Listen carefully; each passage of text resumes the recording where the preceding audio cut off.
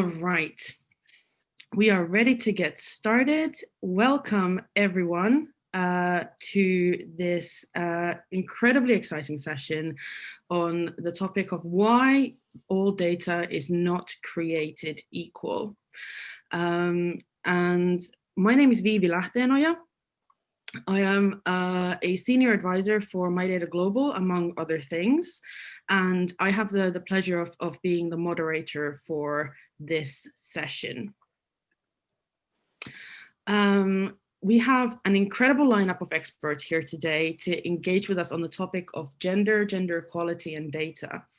What we'll do is we'll hear a keynote speech, followed by a lively discussion where we encourage you to make a liberal use of the chat box so we can use your comments and questions to inform the discussion itself as well. And then we'll have a commentary remarks before we wrap up this session. And now to kick us off, I have the honor of welcoming to the stage your host today, Ambassador Jarmo Sareva. He is the Finnish Ambassador for Innovation from the Ministry for Foreign Affairs. So Jarmo, the floor is yours. Thank you, Viivi, and thank you to the whole My Data Global team for once again hosting what is proven to be a fixture in the My Data community. And the Foreign Ministry has collaborated with My Data Global on a number of fronts, including now for the second year in hosting an event at the annual conference, which this year, as we can see, is held in a virtual mode. Now, why did the Ministry for Foreign Affairs take this initiative to host a session on gender and data? Well, apart from that issue being extremely important in its own right, there's also the fact that Finland is co-leading an action coalition which deals with technology and innovation for gender equality. And this action coalition is part of a big 5-year campaign carrying the name Generation Equality. And the background for that campaign is the fact that 2020 marks is a landmark year in terms of gender equality, because this year marks 25 years from the Beijing conference on women's rights. It marks 20 years from the UN Security Council passing the resolution on women, peace, and security, resolution 1325. And it's also the 10th anniversary of the primary UN program advancing women's rights and gender equality. And that, of course, is UN Women. So as we mark this landmark year, there's also the realization that women's rights and equality are meeting some headwinds. The anti-gender and anti-equality forces have gained speed in many quarters, and therefore France and Mexico, providing the political leadership in collaboration with UN Women, launched this 5-year campaign to uphold and advance and defend the acquis, the accomplishments of Beijing and what has come since. And the name, I've been told, comes from the fact that the current generation, the Gen Z and the millennials, they take equality rights as something for granted. But we need to pass the baton on equality to this new generation. And in doing so, we need to make sure that the accomplishments and the agenda, as we have seen it over the past several years, are upheld. Now, Finland, as co-leader of this action coalition, has set 4 main goals. And I'm coming to a close now by listing these main goals, which are very much reflected in today's discussion. Firstly, we need to increase the participation of girls and women in STEM. Secondly, we must try and bridge the gender digital divide. Thirdly, we need to make technology more gender sensitive and more representative of the experiences of girls and women. And fourthly, we need to combat online misogyny and hate speech against women, online bullying and harassment. So I hope that today's discussion will allow us to put these goals in the context of data and how data can be used to advance these goals of generation equality. With those remarks, I thank you, Viivi, and the My Data Global team, and I look forward to what is undoubtedly going to be an extremely interesting session. Thank you. Thank you so much, Jarmo. It's always an inspiration to hear you talk about these topics, which are so close to all of our hearts.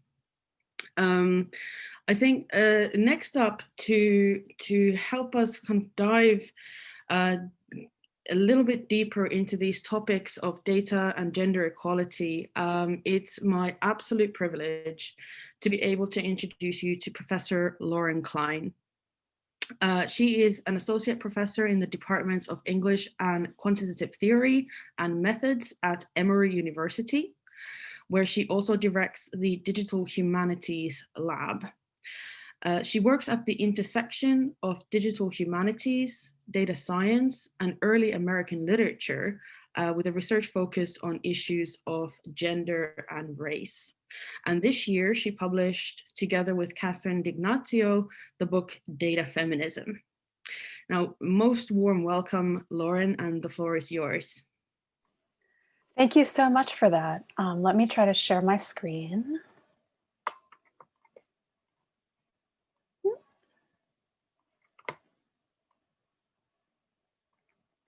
Okay, how does this look? Perfect. Okay, excellent. So my framework for this panel builds off of some of the information that I believe Catherine, my co-author, presented a couple of hours ago that comes from our book, Data Feminism.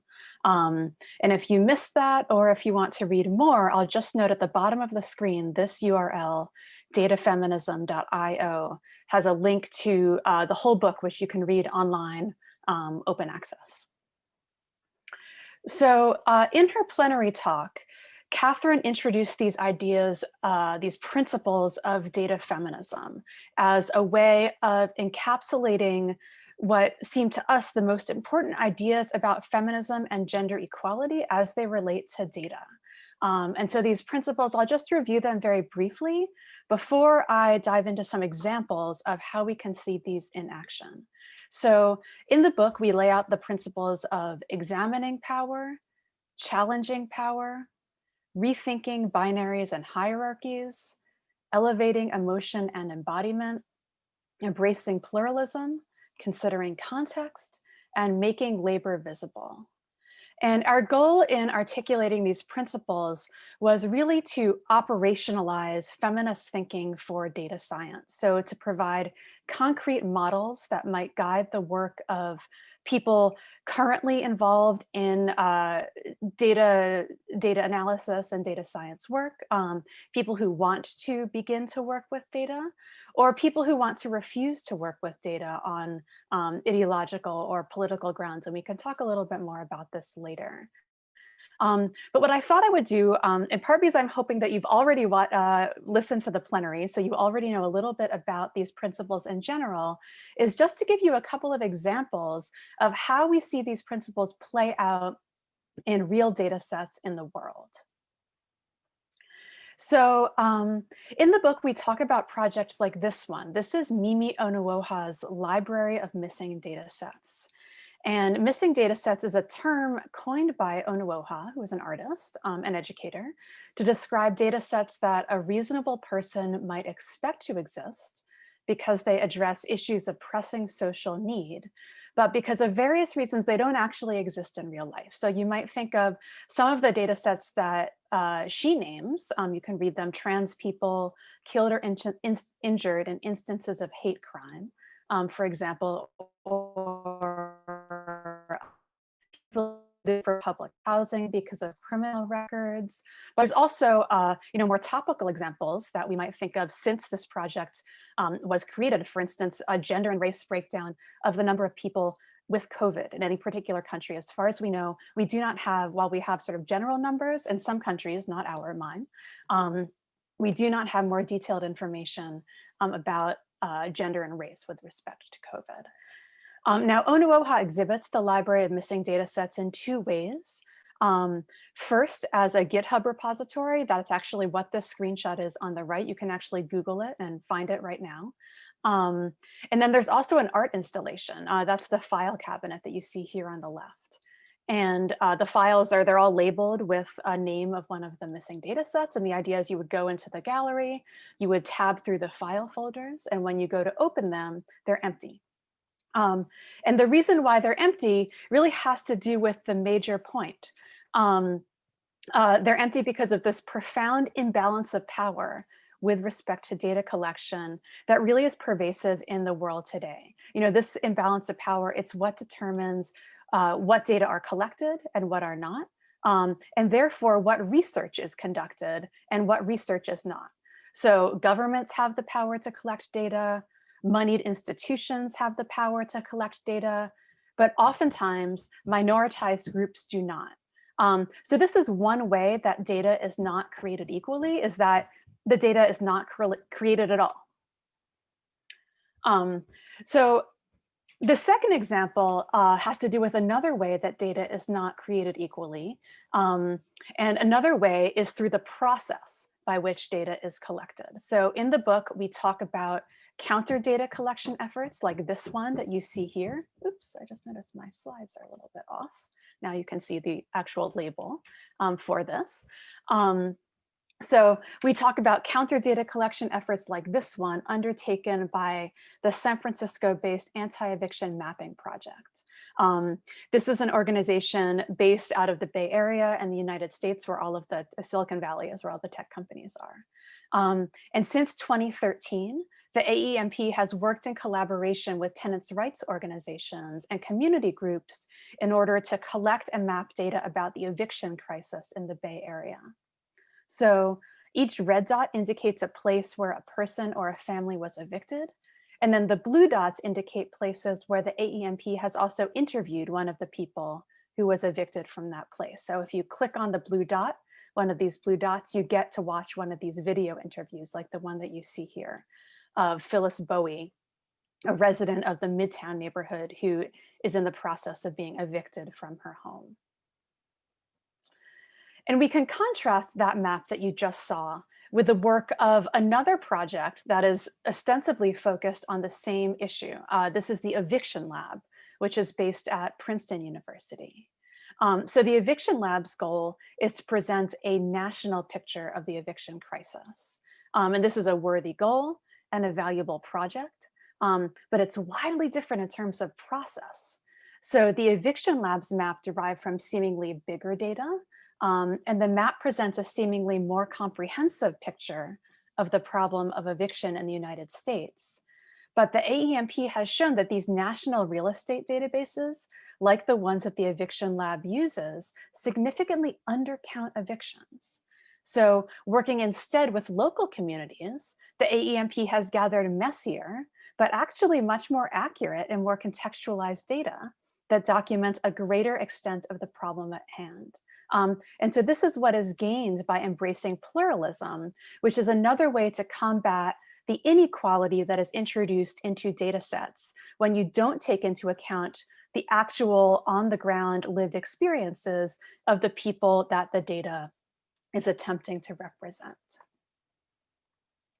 So one final example has to do with the categories through which data is collected and classified, and then the context in which that data is put to use. So with respect to counting and classifying gender data in particular, the one big question to ask yourself is, does your project maintain the gender binary and participate in the erasure of trans and non-binary people? Or does it attempt to overcome that erasure, to take steps to combat that in its data collection efforts? Here we see a couple of strategies to avoid that risk, including directly collecting data about whether people are trans or non-binary, and then also calling attention to the absence of trans and non-binary people in a particular data set. Now, even if your project has good reasons for sticking to the gender binary, and there actually can be good reasons, especially related to issues of privacy and vulnerability, it's important to articulate these and to always, both in the text and in the visualizations, call attention to the idea that gender is not a binary, even if your data does not reflect the existence of non-binary people. And so here you have a couple of examples from the real world.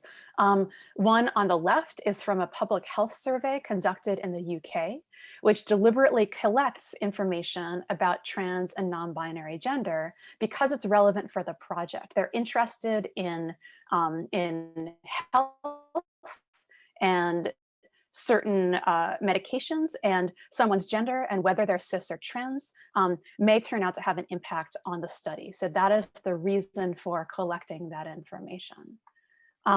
Another example, one that I really like, comes from The Guardian from a couple of years ago. And what they do is, in the absence of both trans or non-binary people in the data set, and or not really sure, the absence of data about trans or non-binary people, they deliberately call attention to that absence. So this visualization has to do with representation in the US Congress after the 2018 midterm elections, where there was an increase in diversity of all kinds in the people who were elected. So you can go to this article, you can click on the different categories for which they have data, and you can find out how many people in the Congress are like you. And in the case of trans and non-binary folks, they don't know if the issue is just that trans and non-binary folks have not been elected, or individuals have chosen not to disclose their trans or cis status, or what. But as a result, the data, what is presented to you, reflects that absence. So just to begin to wrap up, because I'm eager to get into the conversation about this, the question sort of is, when should you be thinking about these possibilities for unequal data? And the answer, was in jest, but also quite serious. You should be thinking about this all the time and everywhere, right? You should be thinking about this in the very beginning, when you're deciding how your project gets funded and who is in charge. Do you have equal or equitable representation in the project leadership?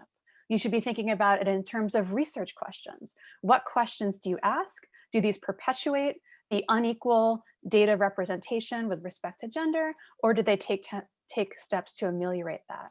With respect to data collection, categories, processing, cleaning, all of these things, you should be thinking about the possibility for unequal data at these points as well. And then when it comes to the analysis, the deployment, and the visualization or communication of that information, that is another place when you should be thinking about the possibility for unequal data. Just one final comment that I wanted to make before we get to the roundtable, and it may be already obvious from the examples that I've demonstrated, but that when you are thinking about a feminist approach to data science, especially when you are trying to counter unequal data sets that you might sort of otherwise just sort of receive or be given to work with, you really need to insist on expanding your definition of data and data science. We can't be thinking about the size of the data set. A data set that has good or representative gender representation might be smaller than a larger one that we might be presented with. You can't be thinking about the credentials of the people undertaking that work. It could be that people who don't necessarily have degrees in data analysis or demography or whatever are the ones who can actually tell you what categories make more sense for that particular project. But usually, if you don't take active steps to counter this, these are used to exclude data that might actually get us towards better and more equal representation. But if we expand our definition of data and data science, then what we are opened up to is a much broader and honestly, more exciting world of data and data representation that includes work being undertaken by artists, by journalists, by humanists, by community organizers, by activists, and all of these examples of this type of work down here. And I just wanted to conclude by saying, one of the things that motivated me and Catherine to write the book, which I think that Catherine spoke about earlier in her presentation, is that, to be sure, data really can be instrumental in reinforcing inequality and amplifying oppression. We see countless instances of this taking place in the world, but data and data science, when undertaken intentionally and with the understanding that there are inequities in the world that must be addressed before we embark upon a data science project, then it's possible to use intentionally collected data and intentionally deployed data to advocate for greater equity in the world. And that's sort of the rationale behind this project. And I'm hoping what we will begin to talk about in the session starting now. So thank you so much for the time to present these ideas. There's just a little bit of contact information about us and the project. And I'm going to stop sharing my screen right now and looking forward to hear from the other participants. Thank you so much, Lauren. I know my mind is already buzzing with new ideas and new questions, and I'm really excited to start exploring these with our panelists who are joining us today. So before we launch into the discussion, let me just introduce who we have here with us today. So first, I'd like to welcome here Professor Sepinoud Azimi. She is a data scientist and a passionate advocate for women's involvement in technological fields. She is currently an adjunct professor of biomedical data analytics at Åbo Academy University and a Women in Science ambassador in Finland. So warm welcome to you, Sepinoud. Second, I'd like to welcome Mr. John Havens. He is Executive Director of the IEEE Global Initiative on Ethics of Autonomous and Intelligent Systems. He's also the author of the books Artificial Intelligence, Embracing Our Humanity to Maximize Machines, and Hacking Happiness, Why Your Personal Data Counts and How Tracking It Can Change the World. So warmly welcome, John. And finally, let me also welcome Dr. Lauren Pandolfelli. She is a gender statistics specialist in the Division of Data, Analytics, Planning and Monitoring at UNICEF, where she leads the agency's technical work to improve the quality, analysis, and availability of gender data on women and children. So welcome to you, Lauren, as well. Now, as we launch into the discussion, I will remind the audience, please, to keep dropping your comments and questions into the Zoom chat so we can pick them up for discussion with this incredible panel. So let's dive in and start with a general question around the topic of data and gender. We're all here because we believe that data for gender equality is important. So what I'd like to hear from each of you is why that's important from where you're standing, personally and professionally. In other words, what do you see as the promise as well as perhaps the perils in data for gender equality? And I'll ask Sepinoud to go first. Your thoughts, please. Thank you. Thank you, Vivi, for the introduction. And thank you, Lauren, very much for your very insightful opening discussion. Personally, I think we could all agree that, opposite to what Orwell's 1984 said, knowledge is power. And we could probably also agree that in today's world, data is knowledge. Of course, there is a catch here that in an ideal world, the data is the good data, and the good data is a timely, complete, and disaggregated and unbiased data. And then such data supposedly leads to power, and it leads eventually to the question that to whose hand this data belongs. So getting back to their questions, the thing is that having good granulated big data could provide invaluable insight to the lives of many non-represented women, which consequently could help us to understand the global issues much better and find solutions for them. And this is quite important because the fact is, when we could not point to an existing problem, we could not start looking for the solutions. And that is why I think, in my opinion, filling in this sometimes very wide gender gap in the data of so many different fields, from economy to health to education, security, public engagement, it's everywhere really. It's the very first step to identifying the existing problems, and then we could start making right decisions. And if we have the good data in hand for all these fields, the examples of where the data could be utilized is abundant. It could be utilized when we are talking about women financial inclusion. The banks, the financial agencies, how could include them more? If we go to my field of expertise, when it is inclusion of women in STEM fields, I believe the answer is the data that is already available, but we are not interpreting it probably right. So the data could open up answering many questions and facilitate gender equality in so many different fields.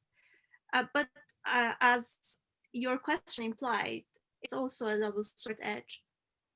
For example, and it was in Lauren's talk to some extent, when we increase the granularity of the data, we could risk, let's say, revealing too much information. For example, if we're looking at the data of domestic abuse, we could potentially be collecting or sharing too detailed data, which then could put the abused in the situation of being exposed, or even worse, become the target of new abuser. And this is quite unconscious. There are sometimes conscious abuse of the data, because at the end, there are several ways of interpreting the data and putting that as a basis of the decision that is being made. And that could lead to some oppressive facts and basically stopping the gender equality process. So as I said, it's quite a fine line when it comes to collecting, processing the data, and enough data and what is enough data is quite subjective. And in my opinion, it could be both a blessing and sometimes a curse. So I give the floor to the other panelists. Thank you. John, what do you make of this question? Well, first of all, I just want to say thank you so much, Vivi and My Data, for the opportunity to be here. And it's a real pleasure. And I really enjoyed, as always, the message from the ambassador at the beginning as well of this panel. And Lauren, what a fantastic presentation. I just learned a ton. So thank you very much for that. And also great to be here with my other colleagues. It's such a good question, and there's so much I want to say, and I just want to honor our time frame. I think what Lauren touched on is so compelling, especially the idea of going somewhere and seeing a blank data set. I just think that's brilliant to communicate. Guess what?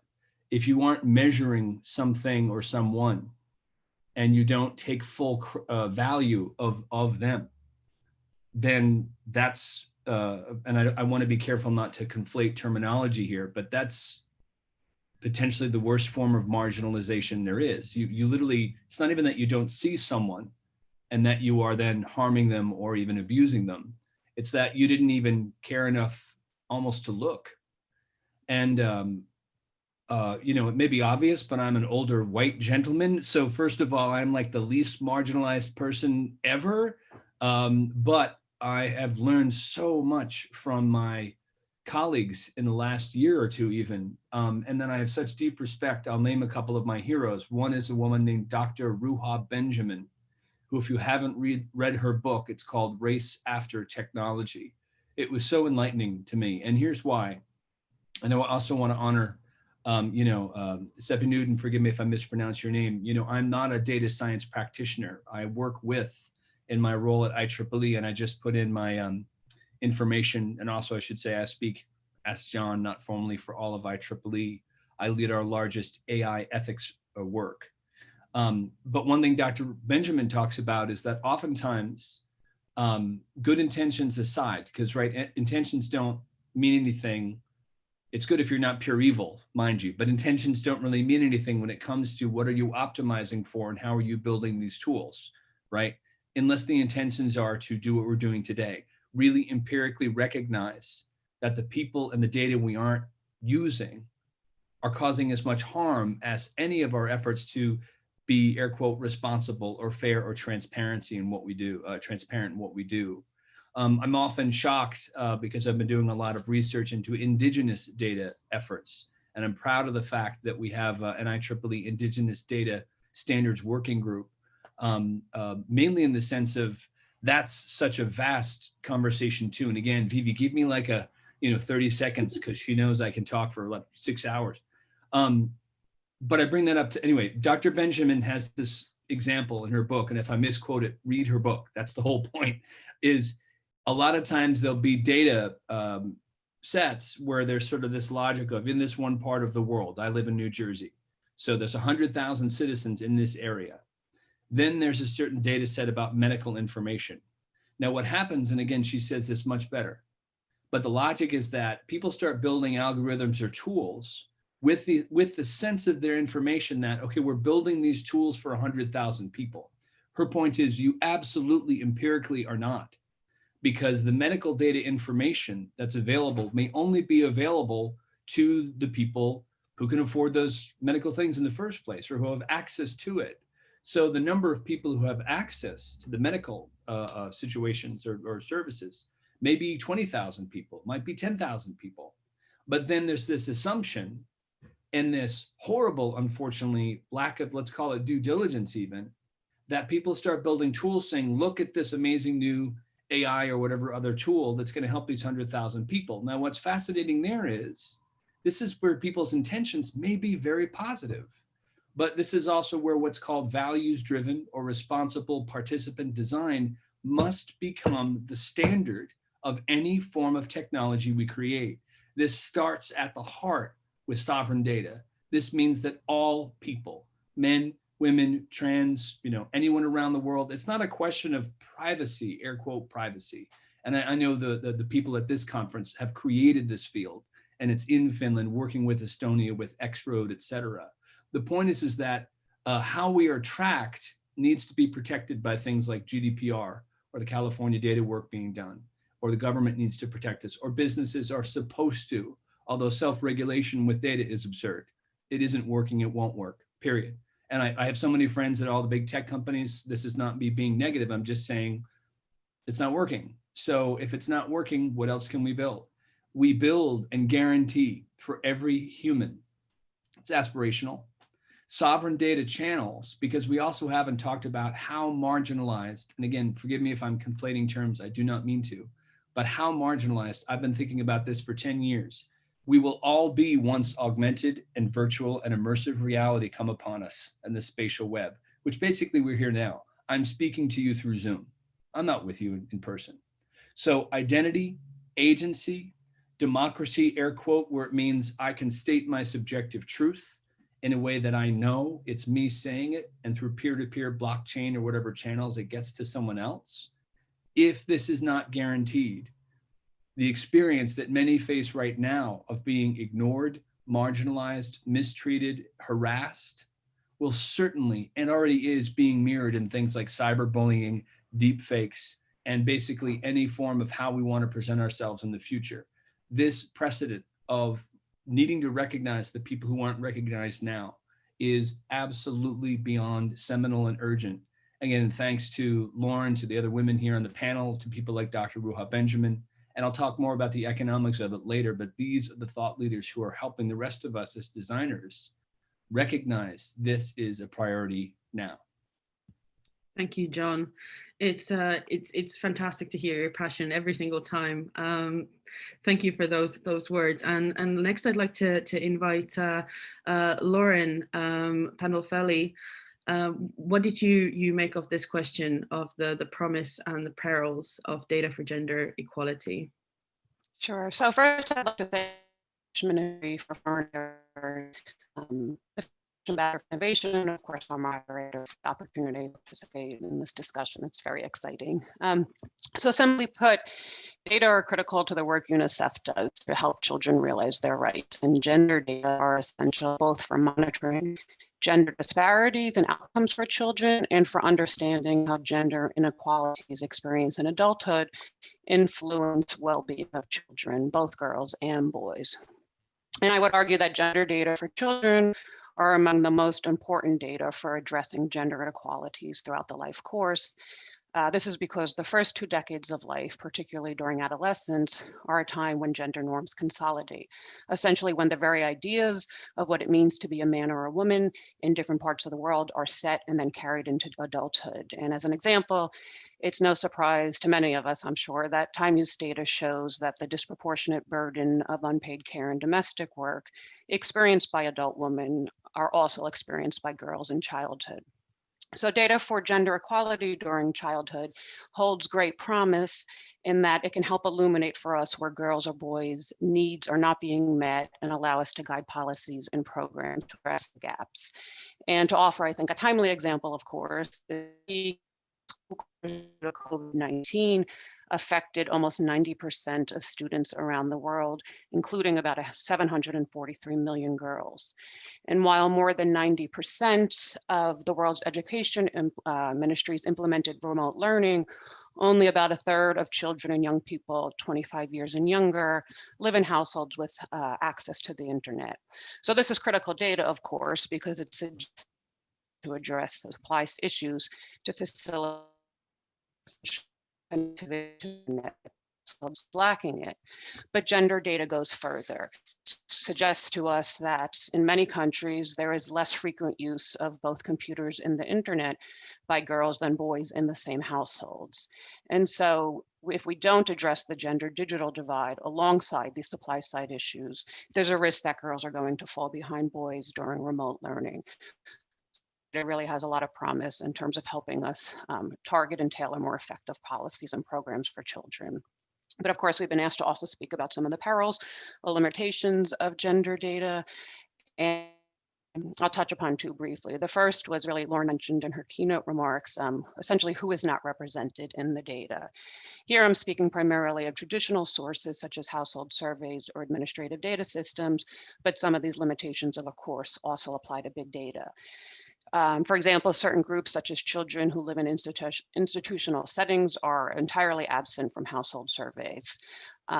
Women and girls, to the extent that they might be less likely to access essential health services, due either because they don't have an ID or maybe because of gender norms, will be missing from administrative data systems. And I think something increasingly the gender sort of data or statistics world, if I could talk about it as a monolith for a second, has to grapple with the fact that gender diverse populations are not represented in these data sets.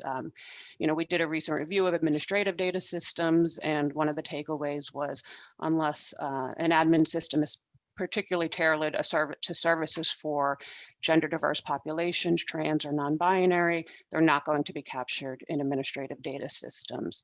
Surveys have a bit more flexibility, of course, but even there we run into issues of sampling. And so unless a household survey is dedicated to capturing information on gender diverse populations, you're going to have the problem of very small number of respondents being captured. And from a statistical sense, that data is thus not usable. And then I'd say another limitation is that quantitative data can only reveal so much about gender inequalities in the multiple aspirations and dimensions of women's and girls' lives. I like to think of the examples since the introductory remarks mentioned progress since Beijing. So we're looking at 25 years of progress for women and girls.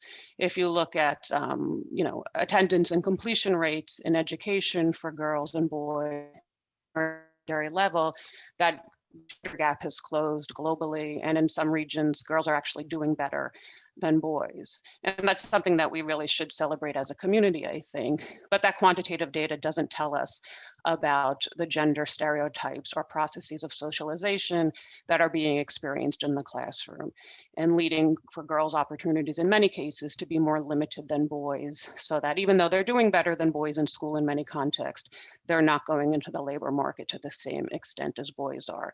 And we really need, I think, to complement our focus on quantitative data with a focus on qualitative data to begin to unpack some of those processes that can't be captured by quantitative data.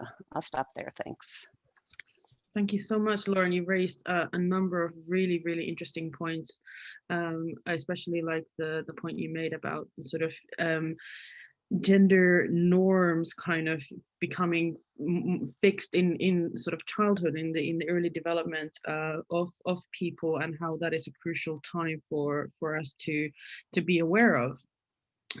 Next, I'd like to circle back to Lauren Klein, maybe reflecting a little bit on what you heard from the other panelists.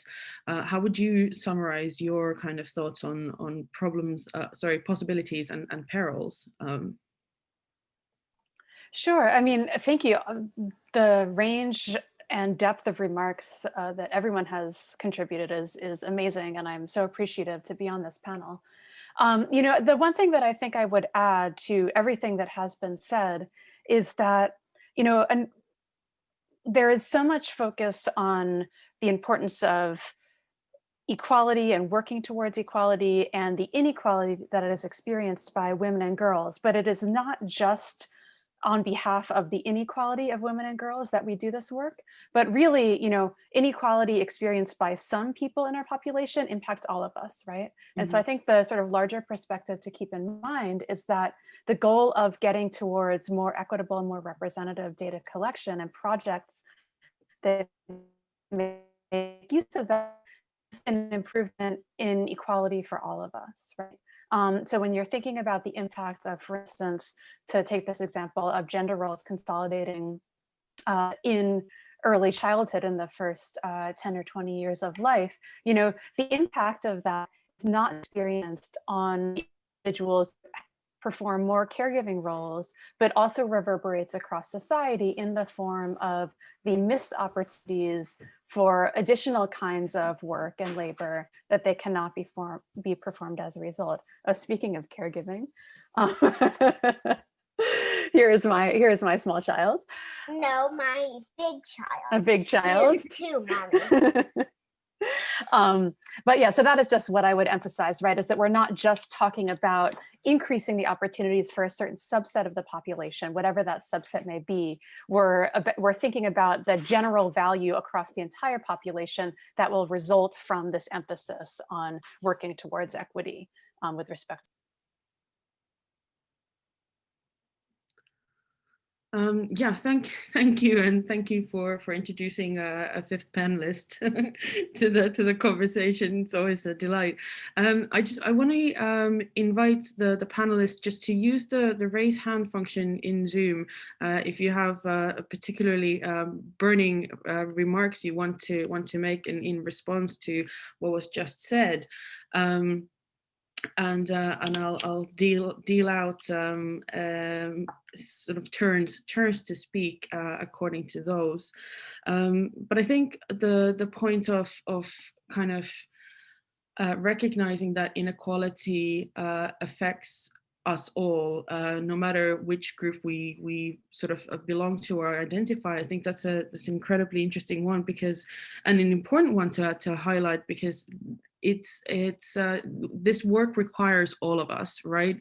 And it's important to highlight that it does, the inequality that some people experience is really something that touches all of us and should motivate all of us to work.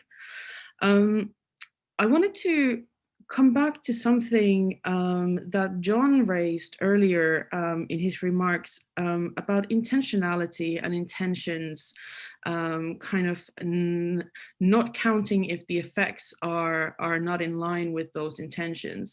And I think I kind of heard from Lauren's remarks in the very beginning about I had this idea of intentionality mattering a great deal, sort of there at least being a sense that this is important and we are intending to do the right thing. So I was wondering if John, you'd kind of elaborate a little bit on how you see the role of intentions when we talk about gender and data. Sure, no, great question. And just to clarify, the intentionality to focus on women and children is absolutely, utterly necessary. I mean more, I think I've seen either a very prominent, sometimes like, it's not my fault, you know, I'm not an ethicist, I just built the algorithm.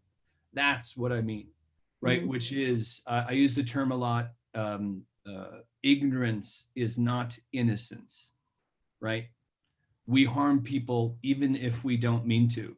That's not the job, right? I don't build a car and go, oh, I forgot the brakes, but I don't build the brakes. Not my problem, right? So maybe that's not the best metaphor, but and also I want to make it I don't want to make it sound like it's easy. And especially I don't want to by any means in any way diminish the pain. And again, I want to be very careful here as a white guy. I've only begun to realize in the last couple of years, I've always considered myself kind and friendly and feminist oriented. My heroes are mainly all women in economics, for instance, Kate Raworth, Donut Economics. There's a woman named Marilyn Waring, who's a feminist from Australia, policy creator. Her book, I'll mention here as a close to this portion of my answer, is called If Women Counted. And the thing about caregiving to recognize that's foundational is the GDP was not built to measure caregiving. The GDP was also built by about 70 or 80 white men in Bretton Woods, and most were from the States, some were from Asia, and it was 70 years ago. So I'm always fascinated in my conversations. It seems like we can talk about artificial general intelligence and when machines may become sentient, and I'm always the one who's like, cool, how about right now today, the women, the indigenous people, whoever is being marginalized, trans, and just simply have better design. And by better design, I mean, again, I don't want to marginalize the pain of people, but more also to say, if we are building, quote, responsible technology, we have to have what's called a triple bottom line, people, planet, and profit, sense of why are we building all of these tools? We're not just building these tools to rush to market, have cool, geeky stuff, and avoid, risks that may kill people. These technologies must protect the planet. The planet is probably the most marginalized, individual of anyone, and people. And that is done empirically by saying what are the key performance indicators of success, and how do we design recognizing children. And this is where, in terms of intentionality, that's a lot of our current work, is to say we at least need to scenario plan and ask what the world would look like if we were taking in to consideration. And by the way, that also means working with women marginalized, in the outset of design. And I thought I had one other point here. Yeah, I'll make more points later, but intentionality, this has to start now again. Mm-hmm. Thanks. I think the interesting point, definitely one of the things that I've heard you speak about before as well, John, is GDP and caregiving not being part of the same equation, really. I was wondering if Laura and Pandolfelli, you had any remarks on sort of like caregiving and how that could be quantified, qualified, and incorporated in the data that we do use. So, I think there's been some attempts to really, by many feminist economists, to try to quantify sort of the unpaid work that were primarily reproductive or care work and domestic work, sort of the quote unquote household chores, and integrated that into sort of the social accounting matrices to inform measures of GDP with the primary intention of trying to, again, bring greater attention to the fact that in many contexts, women really are the backbone of the economy.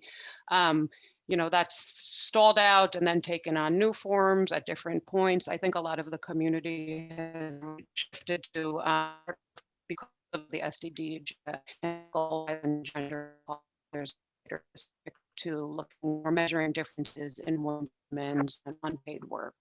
And so it's really, a lot of the community is now focused on developing better measures of time use to really try to capture those differences, both to report on that indicator specific to the SDG agenda, but also, and the recognition, I think, of what Lauren was saying, that disproportionate burden, which again, we start to observe in girlhood, really does influence, the greater good of people. And I just wanted, if I may, just speak a little bit to the intentionality. I think it's, an extremely important issue, and one that as a gender statistician or a gender development practitioner, I many colleagues have been working on for years, is really the intentionality of considering women and girls in the entire data production process.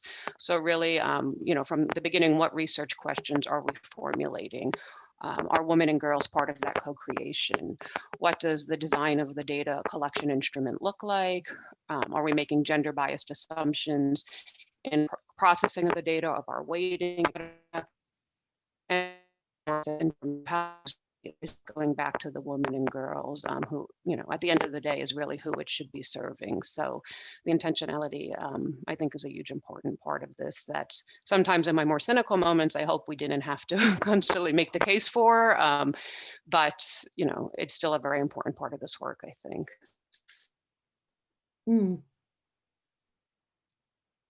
Thank you. I was wondering if Lauren Klein, you had remarks on this. Sure. I mean, I'll just echo what everyone else has said. It seems like we really are on the same page here. But one thing I'll say about intentionality is really, part of that intentionality, I think, is a decentering of yourself in that intentionality, right? We need to understand that we as individuals are not experts in all things, even if we do have domain expertise or particular forms of training, especially when you are when you are dealing with a project that has to do with a particular community. Part of that intentionality is being aware of the limitations of your own knowledge and reaching out to that community, exactly as other Lauren said, as sort of as co-creators in this process. And I think that is something that as academics and as domain experts and people doing technical work is not part of our training. Over the course of our careers, have sort of cultivate a confidence in our own methods and our own training, and this belief that we know how to ask the questions. But I think that an intentional approach to gender data, or really to work involving any underrepresented group, is to take the first step of saying that we may not know what those questions are, and we cannot know until we engage in this process of co-creation with those communities. And that's just so important. I mean, it's basic, but it's a step that is so often overlooked. When you encounter, so often we encounter the endpoints of these studies, and that we say, well, where were the women, or where were the trans people, or where were the people not living in a conventional home, right? And at that point, oftentimes it's too late to do anything. Whereas if you had begun at the beginning to say, okay, how can I make this a more inclusive project? You may have ended up with results that were more broadly applicable, and more than that, more accurate, and sort of more consistent with the type of work that you were seeking to undertake in the first place. Sepinoud, I wonder how this resonates with you and the kinds of projects you as a data scientist run. I totally agree with whatever that has been said, and especially with the comments that Lauren finally made. It's not always about not having the right intention or not considering the things that you should consider. We don't have the expertise, and we are blind to the things that are happening around us. You see, I always say this example that for any single matter, related to laws and legal issues, we go to a legal expert. Whenever we want to start any simple thing, when we're starting projects, whether they are gender related or they're not, I think it would be good to have some sort of gender data experts in organizations that we could actually start the beginning of the process with them. We explain the thing that we are doing and we see through the lens of an expert who knows the field well. We are all talking about our personal experiences. When I work on something gender related, I see the community around me. I see people like me, and I try to avoid the biases that have hurt me. But at the same time, there are things that I'm not aware of, or I have heard of, but they are so deep that I can't really touch them. And I realized probably after finishing something, but not at the earliest stages. So I think it would be good to have this gender data expert role in so many different organizations and places. That's a really interesting idea. How do you see that? I mean, we're talking about gender and data here today, but that's not the only way in which, or the manifestation of inequality that does exist in the world. So should there also be, kind of different, like reflecting those different kinds of inequalities, also different kinds of experts? You see, the thing is that when we are talking about legal matters, it's an umbrella term for so many different things that one person could know and discuss. When we're talking about ethics, and I think this gender equality could be part of that as well, that person takes care of so many different things. We probably don't need one person for gender data expert, one person for, I don't know, other minorities. The thing is that there should be some sort of reference point for many of these things considered together, so that we could have some sort of consultancy advice to begin or to monitor the whole process that we're going through. I wonder, Lauren Klein, you made the point of sort of saying that we should be thinking about gender at every single point of the process when we deal with data and projects dealing with data. Like how do you respond to this idea of having a gender data expert kind of consultancy service for something like that? I really like that idea. It's one of the range of possible solutions. And again, I should say that, a sort of central feminist principle is to sort of reject this idea that we need to choose, we can only choose one of a panoply of choices, right? When presented with a range of possible solutions or approaches that might ameliorate a problem, there's no reason why you can't do everything and why you can't do multiple things. The thing that I was thinking about when Sepinoud was speaking was what Canada has done to implement this GBA+. I'm not sure if people are familiar with this. Here, I'll drop this link in the chat. But essentially what they are doing, and this is a top-down coming from the Canadian government requirement that when you submit a proposal for federal or whatever equivalent funding, you must undergo and submit the results of a gender-based analysis that considers the impact according to a range of metrics. And there's, they offer training for organizations who are required to submit this information. They offer a series of components that you must include. And this isn't the only model, but this is an additional model in addition to bringing in a consultant and an expert, another way of bringing issues of gender and the potential for inequality or bias into the conversation from the start. And I think that this is really what's needed. And again, I think to John's point that many people who inadvertently perpetuate gender bias or inequality, they're surprised at this happening, right? They say, oh, I didn't know, I'm so sorry. How could I have known, right? And I think that, anyone who experiences gender-based inequality or oppression would say, well, it's not a surprise had you just asked me, right? But another way to do it is to create the framework such that these questions and these possibilities are exposed at the start. And then people realize, before they undertake the project, oh, hey, I didn't realize that I might have been excluding this particular group. Or while I sought to, for instance, to go back to an example, I forget who brought this up, the example of domestic violence, well, I thought that I would be helping these individuals, the victims of domestic violence, it turns out that by requesting their home address or geographic location and doing whatever with it, I might also be perpetuating it. We need to learn, we collectively, very broadly, need to be thinking about asking these questions from the very start. And I think we do need to do, while it is true that we need to be bringing people in and constantly remaining vigilant and accountable to the communities that we are seeking to serve, I do think it is so, so important, precisely because it is you're almost often sort of rebounding on flat feet, right? It's so important to create more mechanisms that have people thinking about the possibility for inequality or oppression before they undertake the project, to get the people in place, to get the questions structured appropriately, to get the survey with the right questions, format. These are the questions that we need to do at the very beginning rather than the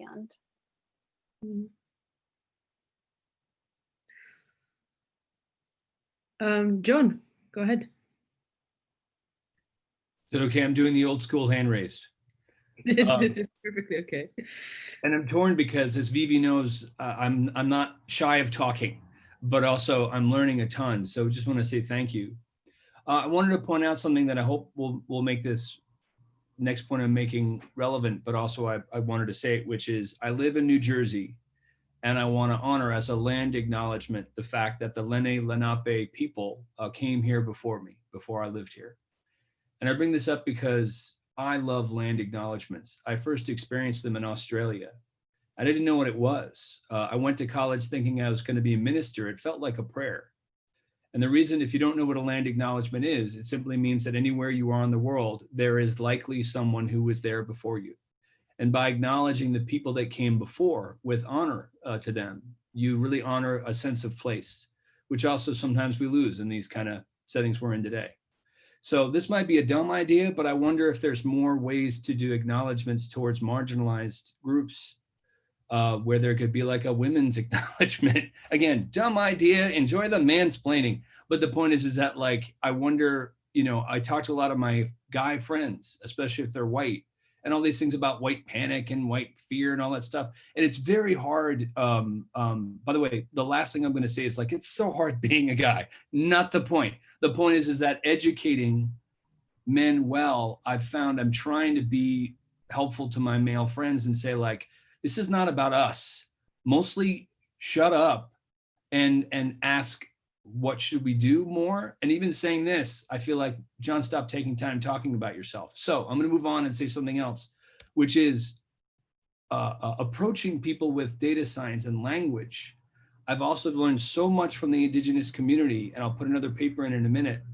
We have to be careful about terms we use, right? And again, I defer to all the experts here with regards to gender expertise. I don't have that expertise. But the word, even the phrase natural language processing, whose language and who said it's natural?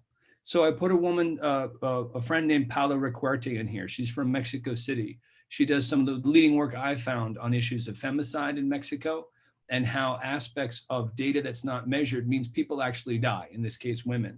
And she also focuses a lot on colonization, which I think is a critical thing to talk about, which is how those empty data sets, like Lauren talked about before, in one sense, a lot of these data sets are framed from a Western perspective or a global North perspective. And the thing here that's challenging is there's paradigm under paradigm under paradigm. And again, I defer to the experts here on gender, but I think my sense has been more and more people, it's the hardest thing to tell someone like, I think you're coming from a Western perspective. And then I was this way when someone said that to me, you sort of get offended and you think like you've done something wrong. But it's such an incredibly deep bias. And that even involves things like, sorry to be the ethicist or one of them in the room, but things like binary code comes from a Western formulation from Leibniz on the math side, and then from Greeks, mainly men, white men. And that means that a lot of how data science, and again, I say this with deep respect to any practitioners, this is not to condemn how the math is done, but it's simply to state that even how the code is created and then how the data is found in these data sets is currently largely framed in perspectives that just how the actual even stuff is created needs to be readdressed. And especially in the Indigenous community, I've been reading fascinating stuff on how when you have a culture that's oral tradition focused, then you also have to ask, how do you honor an entire people where they don't write things down in their most sacred rituals? It's almost then an affront to say, come and write stuff down and here's our algorithm. So there's so much opportunity. I guess my point is for like a kind of an emotional awareness that if you don't know the stuff you don't know, I'm speaking for myself, humility, but like kind of a forced humility, like ask questions aggressively, knowing you don't know stuff. I am ignorant in these things. Being ignorant doesn't mean that I'm an idiot. It just means I don't know. But the opportunity of asking and learning is so vast, and it's such a gift. Why would we avoid it? Thanks, John. And I think you make an excellent point in reference to the kind of inclusion and modes of inclusion there. And I would like to hear. I think we're running out of time a little bit, so I'm going to return to each of you still with final remarks. But before we go to that, I would like to ask Lauren Pandolfelli a little bit about the like inclusion of children in the design phase. We're talking about including women or indigenous people in the very early stages of any project to deal with data sets. And I think children and girls are a little bit special because we've all been children. So we kind of have this idea that we know what it's like, but so it might be an interesting thing to hear from you. How do you feel children, especially girls, should be and could be involved in the kind of planning design phases of projects like this? Thanks. Yeah, no, it's such an important point. And again, you know, we've probably been less successful at it when we think about designing traditional household surveys, et cetera. But I mean, obviously, there's much more innovative work going on as we seek many data solutions to the many gender data that we do have. And I mean, at UNICEF, we really try to integrate children, girls' perspectives in particular, into that work. And so, you know, a few examples in terms of thinking back to the objectives of that were mentioned at the beginning of the session about increasing girls' STEM skills. And so, you know, a couple of things we do, UNICEF has quite a few programs where we seek to develop girls' skills, particularly around the age of adolescence, in both critical and transferable skills, how to solve problems, how to think critically, as well as sort of the digital and ICT skills. And as we work with those groups of children, you know, globally around the world where all of our offices are, we also turn to them to help identify problems in their community, to do the right, for example, you know, assisting them to talk to their community members to find out what the most pressing issues are, and then supporting them as they begin to find solutions to those challenges. It might be something about how child marriage is viewed in a community, and what are the issues that they begin to think of to, you know, convey to the community that should be off as young children, for example. We also have what I think is quite innovative, some of you may not know about it, something called the Viivi Report, which is a social online platform.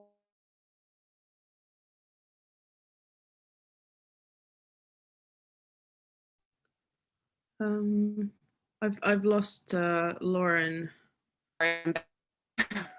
Hear me? Sorry, is it my internet or now I can hear you. Yeah, sorry, go ahead. So I was mentioning on something which is on social forum, where we administer polls in particular, really try to get their input. In particular, I think are the untraditional households. And so we have something called the that's in about 68 countries now, where adolescents can give their desires and preferences through Facebook, through WhatsApp, through different kinds of social media messaging. I think that's a way to, you know, understand better what are children's needs, how can they be involved, and the governments are actually uptaking data. So, you know, on average, they turn to the reports to inform their thinking, probably, you know, on average once a month or so. And then also the data is made available for the children themselves. The critical and process data production is to bring that data back to the children themselves. So they could have a better understanding of what the community think. Those are really, big examples of how we like to make sure that those are central to the work that we're doing. Okay, there's a little bit of internet interference there, but I thank you for those remarks. I think I got it. If you maybe want to try turning off your video, yeah, that might make things a little bit easier. Thanks. So just before we wrap up and give the floor to our commentary speaker, I wanted to touch on this, one of these specific goals that Ambassador Sareva mentioned in the beginning, which is combating online harassment and gender-based violence and hate speech. So kind of as your final remarks, based on the discussion that we've had, how do you see sort of data playing a role, or how can we best approach this set of horrendous problems of gender-based violence and harassment online? Who would like to go first? Do I have a volunteer?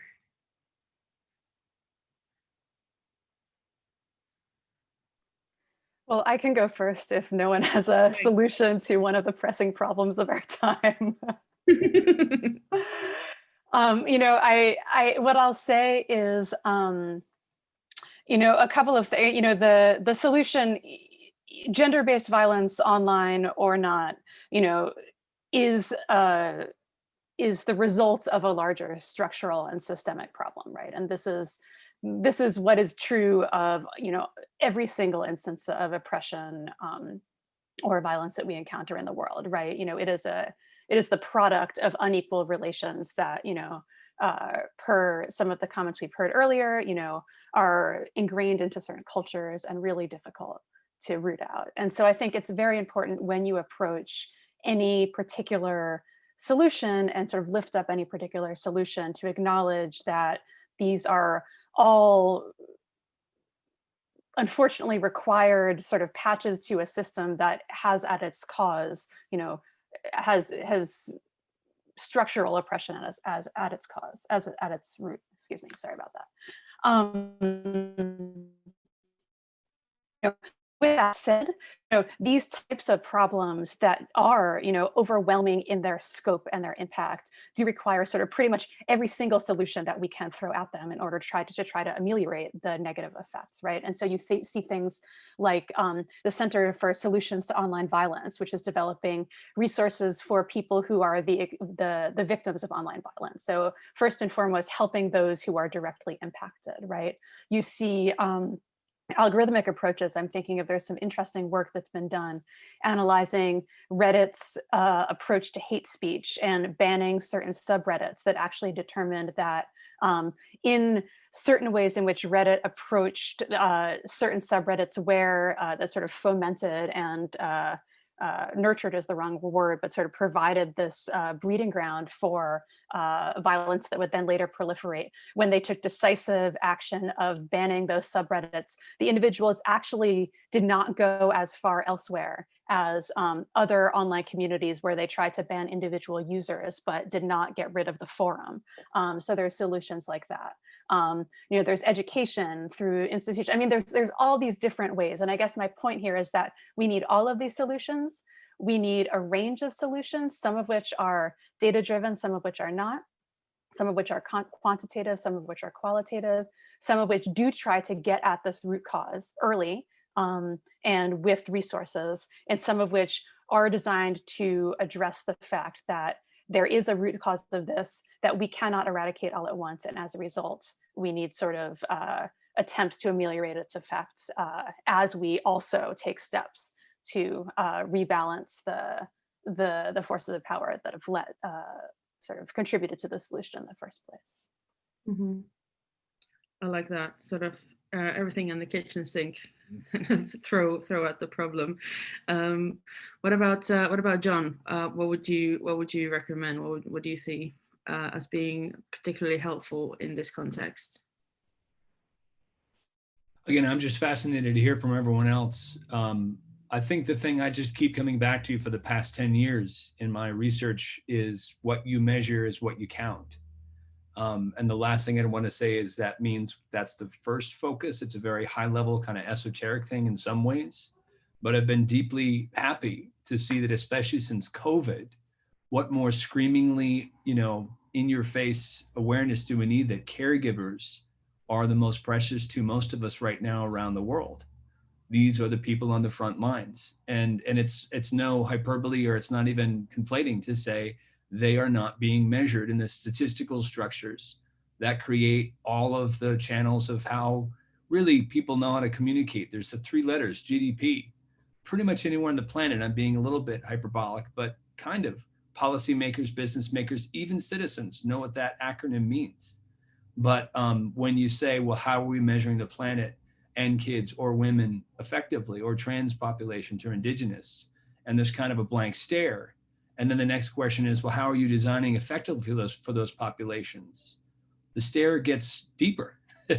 And I'm only laughing because I'd rather do that than weep constantly. And the thing is, though, the measures exist. So I think the thing is, one thing I would love any advice from any of the fellow panelists here, from anyone who's listening, is how do we not let certain meetings happen? And I'm very, in the AI policy world right now, there's a lot going on.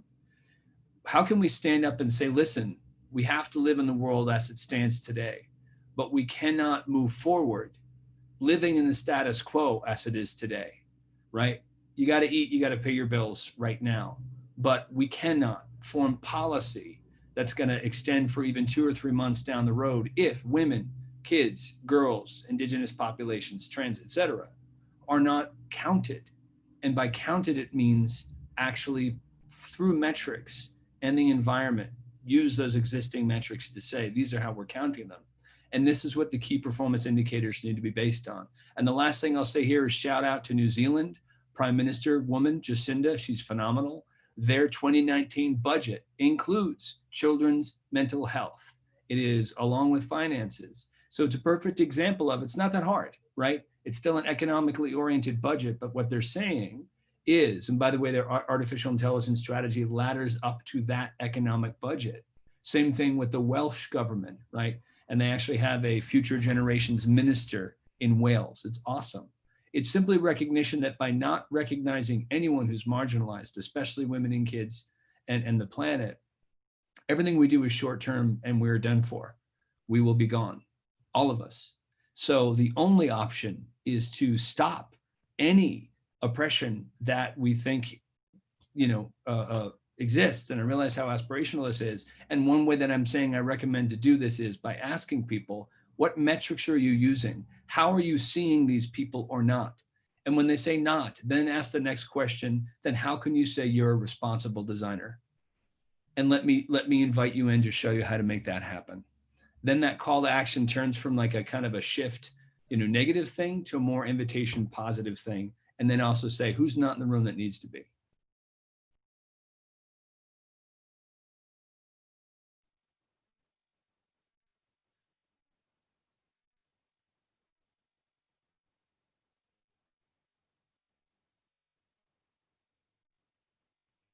I think we lost Viivi. Did we lose Viivi? I think she's not in the session anymore. I think Hello? she came back up. Yes. I am so sorry. I have no idea what happened. My Zoom just disappeared and I had to restart it a couple of times. Thank you for our panelists, and thank you to our audience for your patience as well. Let's give the floor next to Nora Lindström to say a few words to wrap up this session from her point of view. She's the global lead for digital development at Plan International, where she promotes the responsible use of technology and digital tools for advancing children's rights and equality for girls. And she's also a member of the Advisory Council for the Principles for Digital Development, which is convened under the Digital Impact Alliance. So please, Nora, the floor is yours. Thanks so much, and what an excellent and really thought-provoking panel discussion to listen to. It's a privilege to be here. Now, I thought I would reflect on a few different sort of dimensions that has been talked about today through 3 research projects that Plan has been implemented to advance girls' rights. And I hope these sort of embody some of the principles of data feminism that Lauren shared earlier. So first I want to talk about gender-based violence online, which also relates to your last question there, Viivi. We recently did some research with about 14,000 girls and young women across 31 countries around the world to really uncover and understand their experiences on social media platforms. And we really felt this research was needed, particularly to make visible the experiences of girls and young women social media users in low and middle income countries. And to John's point, you know, their experiences need to be counted. And that's partly why we wanted to do this research. The results that we got were alarming. You know, of those surveyed, more than half had experienced online harassment, leaving them feeling physically unsafe, stressed, etc. Also, many of those, almost 1 in 5, in fact, of those who had been harassed very frequently said that they were consequently using social media less or just stopped using it. So what we realized is this abuse is pushing girls from these online spaces and silencing their voices in public debates online. Now, gender-based violence obviously needs to be eliminated. And together with girl activists, we've honed in on the need to improve reporting functions on social media platforms. I think to Lauren's point, we completely recognize this is only one part of the solution, but it is one. And as you all know, most social media platforms have these sort of reporting functions. And in an ideal world, these would help curb abuse and harassment that girls and other groups are facing. If we could sort of analyze the data on both the quantity and the type of content that gets reported, this would give us insights on the magnitude and the nature of the abuse, and it would help us eliminate it. But this doesn't happen. Our research showed that over 40% of those who had used the reporting functions on the most popular social media platforms had found them ineffective. Moreover, users can generally not report abuse as gender-based. So as a result, the gendered nature of online abuse isn't made visible. So for example, Facebook and Instagram publish these community standards enforcement reports, but they're completely gender blind. So if we're to address gender-based violence online, we really need better data. And with the huge amount of data that these social media platforms collect about their users, it really shouldn't be challenging to address this data gap. But of course, that comes down to political will. Now, collecting and making visible data on girls' rights and their lived experience is, of course, also important outside of social media platforms. In 2019, we conducted a workshop with 10 girl and young women activists from across West Africa to talk about their experiences as activists. And here's what they said to us. Girls' voices aren't listened to. Girls aren't taken seriously. They say we exaggerate. Now, the participants described a lot of the challenges they face as gender equality advocates in their countries. But what many of the testimonies had in common was this: they lacked data to make their case. So in response, we worked with these and other activists to actually develop a girl-led digital research methodology. So we recognized that the data needed to evidence the needs and the challenges facing these girls in West Africa is unavailable. And so our approach focused on building girls' rights groups, the actual group's capacity to conduct both quantitative and qualitative peer-to-peer research and use that for evidence-based advocacy. And really central to our approach here was the peer-to-peer nature. And I don't think we've talked too much about this today in the session, but what we really wanted to do with the peer-to-peer data collection was to reduce hierarchy between the data provider and the data collector, really to enable to gain richer and more nuanced data and at the same time sort of minimize the extractive nature of the data collection process, while also empowering these girls' rights groups to then continue using the methodology and do data collection for evidence-based advocacy themselves in the future. Earlier this year, we piloted this project in Liberia, where these girls' rights groups used this methodology to collect quantitative data on young people's access and awareness of sexual and reproductive health rights and services. And at the same time, they used photography to document their lived experiences as activists doing this data collection, but also more generally in advocating for sexual and reproductive health rights.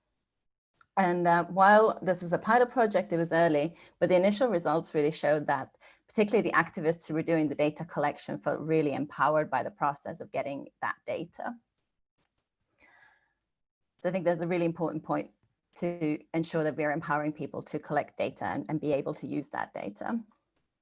Now, I think there's been a general there's general increased awareness of gender data gaps and the need to address these. But I think it's also, we need to recognize that in some areas we're actually going backwards. And one of these areas is actually international lawmaking, where sort of gender neutral and age neutral approaches have been on the rise. In 2017, we conducted research which revealed the extent to which international law actually overlooks girls' rights, effectively rendering girls invisible. Our research found that girls are often invisible in really core conventions, and I'll give you a couple of examples, that their rights and the particular challenges that girls face are concealed under these kind of ageless category of women or gender blind categories of children, adolescents, or youth. So, for example, the Convention on the Rights of the Child, it was originally designed to be gender neutral, but it's actually arguably biased predominantly towards boys, whilst disregarding distinct discrimination faced by girls. So an example of this would be that it does talk about violations that typically affect boys, such as child soldiers, but it doesn't talk about issues predominantly affecting girls, such as child marriage. Another example would be the Convention on the Elimination of All Forms of Discrimination Against Women, CEDAW, which theoretically applies to girls and women, so women of all ages, but girls are seldom actually feature in it as sort of rights-bearing individuals. It only refers to girls once in the context of education and female student dropout rates. Girls aren't even mentioned in the context of female genital mutilation, although this is something that specifically affects girls as opposed to women. Now, you might ask why this matters and why I brought it up in the context of a data talk. It matters because legal texts are data, and specific words and language are really important in securing advances in girls' rights. Now, recently there's been a noted rollback in some girls' rights, partly due to a failure to consistently apply progressive language regarding girls' rights. And so this failure has created room for bargaining tactics during negotiations and resulting in sort of overall weaker protections for girls. Now, a significant amount of the work that PLAN actually does in our influencing and advocacy work is about ensuring that international lawmaking includes this progressive language, and in that way includes girls, includes data on girls. Now, in closing, I want to bring sort of 3 key calls to action towards reaching the goal, I believe, that we had for this session today, which was to raise awareness about the empowerment of women and girls through data in order to achieve gender equality. And I hope that these 3 calls to action actually reflect some of the key issues raised by the other panelists as well, but I want to be concrete. Now, to eliminate gender-based violence, we really need to collect data on gendered experiences online. And in particular, we need to get social media platforms to collect data and report gender-based abuse. Secondly, to address the many gender data gaps that there are, we really need to work to empower girls and young women to collect and create and use data that's relevant to their lives and needs. And finally, we really need to remember that gender neutral is often gender blind. And to protect girls' rights, we need data in all its forms to be both gender and age disaggregated and recognize girls as a specific, though by no means homogeneous, group. I will end my remarks there. Thank you very much. Thank you very much, Nora. I love the calls to action at the end. I think they're a very, very fitting set of things to bear in mind as we move to close this session. So apologies again for my momentary disappearance, and my heartfelt thanks to you, Nora, to Lauren Klein, to John Havens, to Sepinoud Azimi, and to Lauren Pandolfelli as well for this incredible discussion. And just to wrap us up, finally, please welcome back onto the stage, Jarmo Sareva. Thank you, Viivi, and I'll be very short. Thank you, Viivi, for having done a really great job in moderating this session.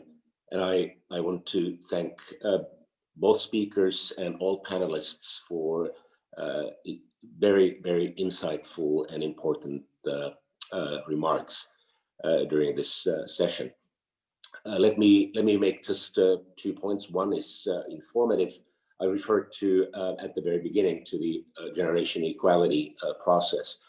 Please go to the Foreign Ministry website where you can find a link to the Generation Equality website. And actually, my colleague Eero is as I speak, is posting that website in the chat. My second point with which I want to leave you is about values. Finland as a country has always been short on resources, and basically apart from our green gold, our forests, which have formed the basis for our paper industry, the only resource, the true resource that we have, the greatest resource that we have are its people, men and women, boys and girls. And this has shaped the Finnish development policy and human rights policy, which are based on leaving no one behind. And against that backdrop, the theme of today's session, leaving no one behind in data, having everybody counted, is so important. So that's the thought that I want to leave you with. No one should be left behind. No one's data should be left behind. Everybody does matter. With those remarks, let me thank you once again. I also want to thank everybody who has been listening in to the session. And it's always a great pleasure to collaborate with My Data Global, which Helsinki is proud to host. Thank you.